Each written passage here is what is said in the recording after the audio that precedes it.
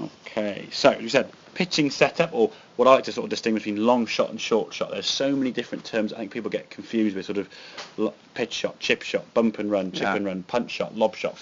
The list is endless, and then people get sort of stuck with, oh, am I doing this with this club, that with this club?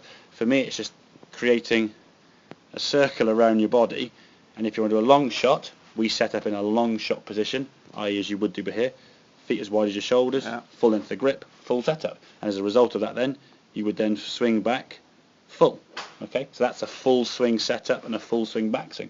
The problem with that one on the left hand side, you were trying to hit it 50 yards. So a version of a shorter shot. Okay, because of this there now, because the power stored up here with the club going back as far as you have, you need to somewhere in that downswing try and reduce the power, and that usually just comes from the decelerating, stopping everything. If the body stops, you hoik it left, which is why possibly you think your shoulders aim left. Then you might start aiming further right. So the compensation was I'll aim further right to stop it going left, and after 6 or 7 shots you hit it the 50-yard sign. But 6, 7 shots from the same spot, we don't have that luxury in golf. We need to make sure we know how far a 50-yard shot would go, how far a 30, how far a 70, etc. So the right-hand one for me now, you see a lot narrower in the stance. You look as though you're going to play a short shot. If we compare those two positions there to there, you look as if in a small swing setup. So therefore, the club goes back now. You're now storing 50 yards of power. Your shoulders have gone through roughly 45 degrees, your arms have gone back sort of half, and the club there's gone back to here rather than where I there still was. thought they was around there. Exactly, yeah. I mean, to be fair, that to me, somewhere between, I would say, there and there would be absolutely fine for your 50-yard shot. I mean, at the moment, you're probably accelerating about 80%, 90% because you're still used to trying to reduce a bit of power.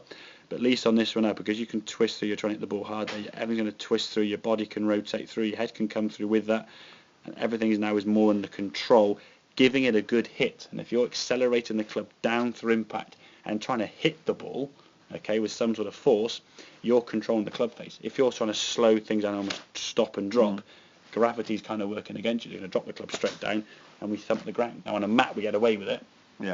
Out on the golf course, when it's a little bit damp and a bit soft, especially with a steeper angle that the pitch shot's going to have, or the short shot's going to have, stubs in the ground, and it goes 10 yards in front of us. Okay, so if we can create a sort of a parameters around our body, so if we were to swing a golf club, that would be 10 yards, that would be 20, 30, 40, 50, 60, 70, that kind of thing.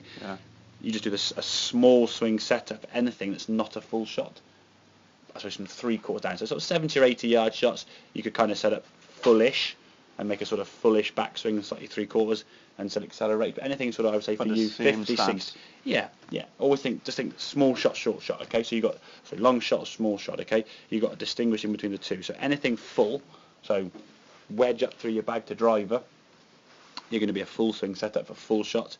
When you probably get, I would say, 60, 70 yards and closer, you're in your short swing setup. If you're chipping out of trees, you're in the short swing setup because chances are you want the ball to go 30, 40 yards. Anything where you want the ball to travel a short distance, you set up for a short shot, not just sort of in full setup and then just try and reduce it, so to speak, coming down. So does that make sense? Yeah. Good. And in terms of practice, what I would then suggest is if you get a chance to sort of go to a practice ground somewhere, a range, pick out a target like the 50 sign and try and hit golf balls at 10, 20, 30, 40 and 50 yard increments. Perhaps going up the ladder, so do one swing at 10 yards, then 20. So you'll start learning where that swing needs to go. Now, even if it may feel to you like it's going here, and in actual fact it's going there, if it's going 10 yards every time correctly, then it doesn't matter. Okay, as long as you're accelerating the club through and getting the contact we want, that's the key thing. So summarise that, weight on the left side, narrower stance, smaller backswing, accelerate. Okay, make sense? Yeah. Good, right, have a couple more. Try a couple into this short yellow flag then, and then we'll just chop and change the targets, okay?